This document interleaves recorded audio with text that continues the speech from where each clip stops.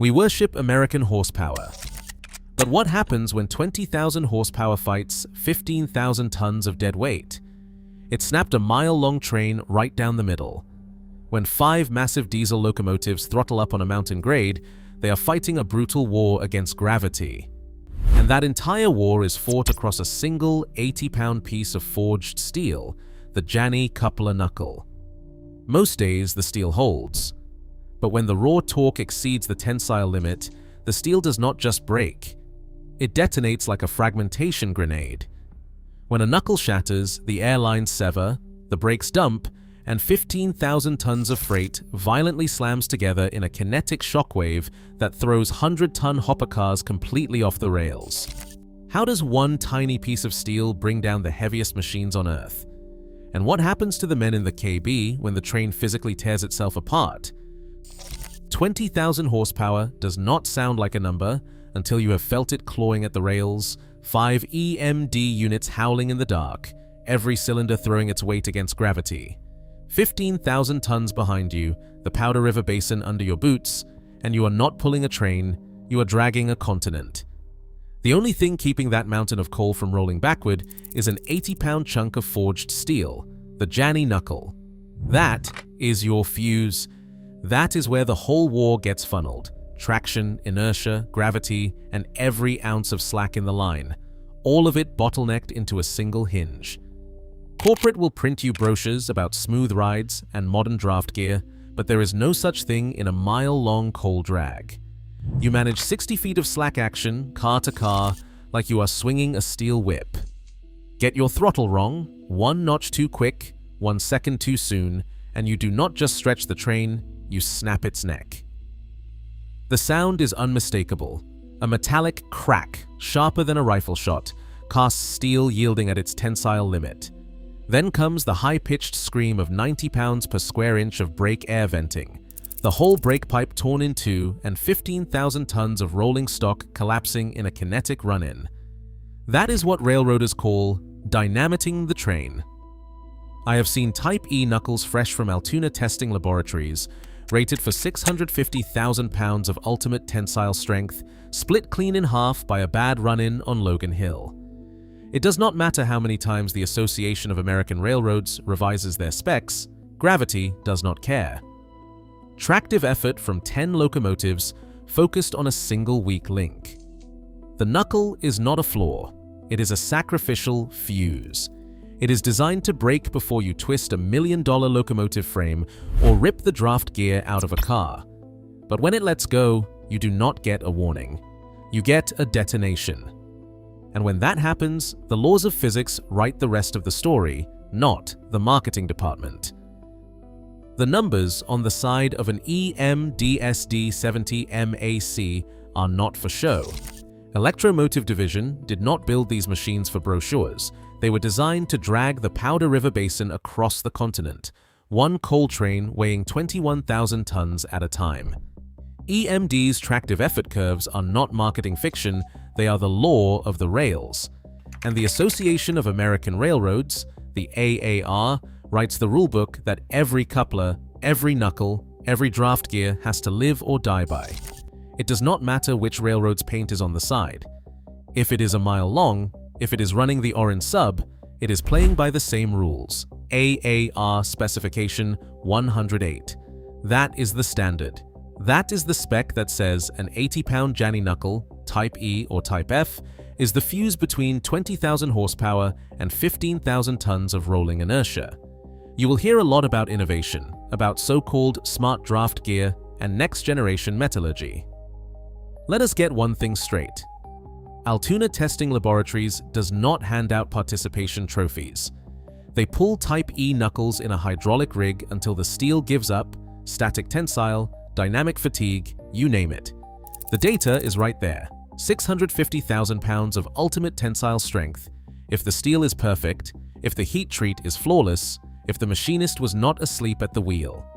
That is the number stamped on the AAR certificate, but the real world does not care about certificates. Microfractures, inclusions, a pinhole defect from the foundry, any of it turns that 80-pound fuse into a ticking bomb. This is not just about brute force. It is about the cold math of tractive effort versus resistance, slack action, and the geometry of a coupler face. There is a reason the AAR has not signed off on a bigger knuckle for mainline service. The moment you go bigger, you start chewing up curve geometry, blowing out track on mountain passes, and every old head on the standards committee knows it. So the knuckle stays, the fuse stays, and every time a train snaps, the paperwork lands on the same desks: EMD, AAR, Altoona. They are the only names that matter when you are tallying up what broke, why it broke, and if the next train will make it over the hill. You want science? Watch the slow-motion fracture footage from Altoona, see the pin shear, the grain tear, the moment 80 pounds of steel cannot hold back the continent. That is not drama, that is the limit. And every mile-long train in America is running right up against it. Steel doesn't care about marketing, it cares about numbers, geometry, and the laws of physics. You want to talk about what actually holds 15,000 tons together? Start with the fundamentals: tractive effort, tensile yield strength, and the geometry of the Janney knuckle. Tractive effort is the force a locomotive delivers to the rails, measured in pounds, not in brochures. It is what you get when you multiply adhesion by the weight on driven axles. On a Powder River Basin coal drag, that is over 1 million pounds of force clawing forward. Every wheel slip and every sanded rail counted. Now, tensile yield strength. That is the number that matters when steel decides whether to hold or to break. For a grade E knuckle, you are looking at a minimum of 650,000 pounds before the steel starts to deform. That is not a suggestion, that is a physical limit. The Janney knuckle, whether Type E or Type F, is forged from a high-strength carbon-manganese alloy and heat-treated to squeeze every ounce of toughness out of the grain. It is not built to bend, it is built to snap clean when the load gets too high, by design. That is your fuse. 80 pounds of sacrificial steel, engineered to fail before you rip the draft gear out of a car or twist a $1 million frame into scrap. Geometry is the next silent player. The coupler face, 3 square inches of contact, is shaped to transfer force straight through the center line. Too big, and you cannot get around a 10-degree curve without chewing up the track. Too small, and the first real surge of tractive effort will tear the whole train apart. The AAR specification. 108 draws the line. The 80-pound knuckle is as much steel as American track geometry will allow. Go bigger, and you start blowing out curves and sidings from Wyoming to Pennsylvania. That is the static reality. Before you ever notch the throttle, the steel is already making the rules. The numbers stamped at Altoona testing laboratories are a promise and a warning. Exceed them, and you are not just risking a broken knuckle, you are setting off a chain reaction that physics will finish for you. The only smooth ride you get is the one where every calculation holds, every piece of steel is flawless, and nobody tries to outsmart gravity. Ask any EMD engineer, they will tell you, the numbers never lie. The knuckle is the fuse, and the fuse is always waiting. Slack is the invisible menace in every mile-long train, and it does not care about your timetable or your marketing brochure. You have 60 feet of slack action stretched through a Powder River Basin coal drag, 60 feet of steel play hidden in the couplers and draft gear, waiting to snap shut like a bear trap. That is not some rounding error. That is the difference between a train that holds and a train that detonates. The Association of American Railroads can certify every knuckle. The Altoona testing laboratories can stamp every piece of steel, but they cannot erase the physics of slack collapse. When you notch up the throttle on 10 electromotive diesel SD70 Mack locomotives, you are not just pulling on 15,000 tons, you are waking up 60 feet of stored energy. Each coupler gives you an inch or so, but stack that across 150 cars, and you are managing a live wire. The moment that slack runs in, the back half of the train surges forward, and all that kinetic energy gets concentrated on a single Janney knuckle. That is how you get a kinetic run-in, 15,000 tons of rolling stock hammering forward, turning slack into a shockwave. The numbers do not lie. Altoona can show you the fracture footage, the moment the grain tears, the pin shears, and 80 pounds of steel gives up the ghost. Engineers call it dynamiting the train for a reason. When the knuckle snaps, the brake pipe severs, and 90 pounds per square inch of compressed air vents in a heartbeat. The emergency brakes slam on, but it is already too late. The kinetic run-in has started, a wave of cars pile driving into the lead units, slack collapsing at 20 feet per second. 1 second, you are hauling the Powder River Basin, the next, you are riding out a steel tsunami. There is no smooth ride here. There is only the countdown. How many seconds left before slack closes? How many feet before the fuse blows? Every case you will see in the next countdown starts with this: 60 feet of slack, one bad move, and the whole train waiting to snap. Ask the scientists at Altoona, they will tell you the math is unforgiving. Slack is not a nuisance, it is the trigger. Get it wrong, and you are not just breaking steel, you are detonating a mile of rolling mass. That is the reality every railroader lives with, no matter what the brochure says. 1:26 p.m. April 25, 2007. Milepost 123.5, Orange Subdivision. The cab radio snapped. We've lost the head end. A knuckle detonation, Type E, 80 pounds of forged steel shattered by 2.2 million pounds of tractive effort. The Powder River Basin coal drag, 128 cars, 18,200 tons, reached the steel's yield point. No warning, just a sharp crack, then the hiss as 90 pounds per square inch of brake air vented through the brake. The crew's log recorded a shockwave through the cab, nothing to do but ride it out. June 14, 2013, 8:12 a.m., Cajon Pass, Union Pacific, milepost 72.3. 6 EMD locomotives, 132 cars, 19,800 tons, climbing a 2.6% grade. Mid-train, the drawhead tore free, pulled straight from the coupler body. Type F knuckle held, but the vertical lug, battered by years of pounding, finally sheared. The engineer reported, "We lost half the train. Emergency brake caused a 15 pounds per square inch drop." The event log flagged whiplash for the head-end crew. Cars jackknifed, $2 million in repairs. November 2, 2015, 10:04 p.m. Sierra Nevada Summit, BNSF, milepost 45.7. 8 EMD locomotives, 140 cars, 20,500 tons, 2.3% grade. Catastrophic run-in, the rear crew dumped the emergency brake, a pressure wave shot forward, the lead knuckle fractured. Type E again, 280 feet of slack collapsed in under 2 seconds. The concussion threw a conductor into the sidewall, and he was diagnosed with a concussion in the NTSB report. $5.6 million to repair track and cars. Altoona's static rig could replay the fracture, but the real thing does not wait. March 18, 2017, 3:38 p.m., Wyoming. D-Line, BNSF, milepost 97.2.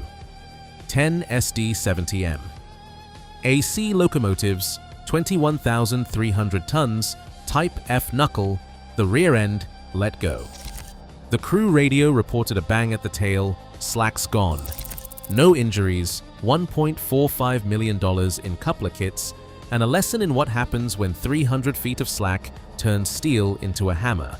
September 7, 2018, 11 a.m., Utah U-Line, BNSF, milepost 58.4.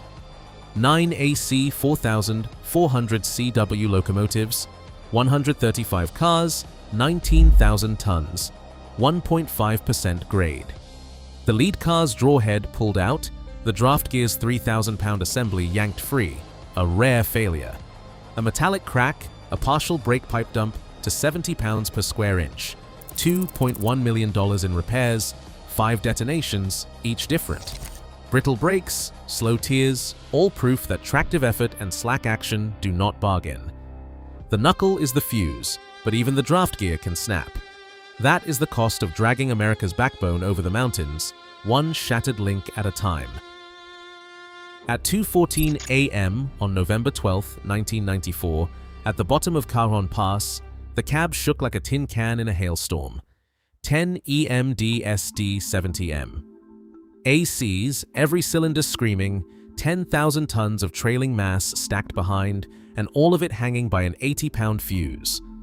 1 second, you are dragging the continent uphill, feeling every notch in your spine. The next, the knuckle detonates, cast steel hits its tensile yield, and the sound is pure violence. Not a bend, not a groan, just a rifle crack that slices through the cab, followed by the banshee howl of 90 psi of air venting straight into the mountain night. That is not a derailment. That is a run in cataclysm. The brake pipe severs, the emergency system reacts before you can even curse, and the brakes slam on from the rear forward. But physics does not wait for the paperwork. 10,000 tons of coal, steel, and gravity surge forward as the slack collapses, turning stored energy into a hammer blow. The lead units, still clawing at the rails, get body checked by their own train. Cars jackknife, draft gear rips out, and the rear half tries to bury the front. The event recorder later clocked the slack closing at over 20 feet per second. The trailing mass did not just catch up, it tried to drive through the locomotives. The FRA called it a catastrophic run-in. The paperwork says the coupler failed at 1,100,000 pounds of instantaneous force, nearly double the rated ultimate tensile strength of a Type F knuckle. The Altoona testing laboratories can simulate that fracture in the lab, but in the field, it is a different animal. There is no warning, no slow motion. Just the moment the steel gives up, and the air brakes dynamite the train. That is the difference between theory and boots on the ground wrecking. You do not get to argue with the math. You pick up the pieces. Every railroader who has lived through it knows when the 80-pound fuse blows, the brake pipe is not the only thing that snaps. It is the end of control. The rules are written by mass, velocity, and the geometry of the Janney coupler.